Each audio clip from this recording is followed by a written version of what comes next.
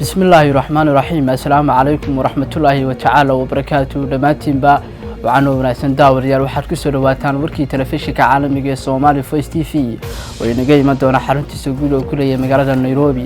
Hadii Ilaahay raali ka noqdo daawar yaal waxa warkaas inoo soo socodsiin doona anigoona Macaan Cabdullaahi Qoorgaaba.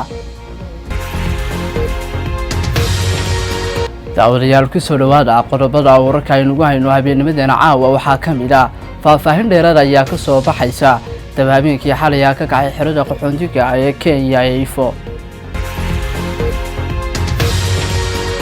madaxweynayaasha Kenya iyo sidoo kale Soomaaliya ayaa ka wada hadlay arrimaha labada wadan iyo sidoo kale sidii xal looga gaari lahaa khilaafka Soomaaliya iyo Kenya. dhanka kalena daawadayaal warbixinayaan uga haynaa Somaliland wararka ka imanaya ayaa sheegaya gudoomiyaha xisbiga mucaaradka ee Engineer Faisal Ali Hussein Faisal Awraabi ayaa sheegay inay ayaan daro tahay in muddo 30 sanadood kadib Soomaaliya ay u dabaaldegayso madaxweynuhu halka Somaliland ay yaalaan dhaawacyo kala duwan. waxaynu daawadayaal ku guda jirnaa isla wararka Soomaaliya. Fuad Yaasin Xaaji Daahir oo habeenkii xalay ahaa wareysi siinayay warbaahinta kala duwan ee wadanka Turkiga ee Soomaalidu ay leeyihiin ayaa ka waramay aragtiyadiisa iyo sidoo kale aamusnaantiisa.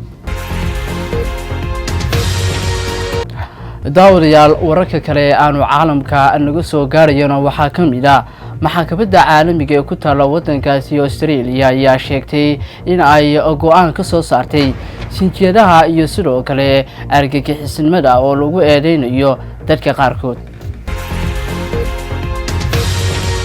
daawadayaal waxaanu intaasi ku soo gabagabeynaa warkii telefishinka caalamiga ee Somali Voice TV. wararkan iyo war kale wixii ku soo kadhaba hadii Allaha wada ogolaado daawadayaal xilliyada dambe ayaanu la wadaagi doonaa.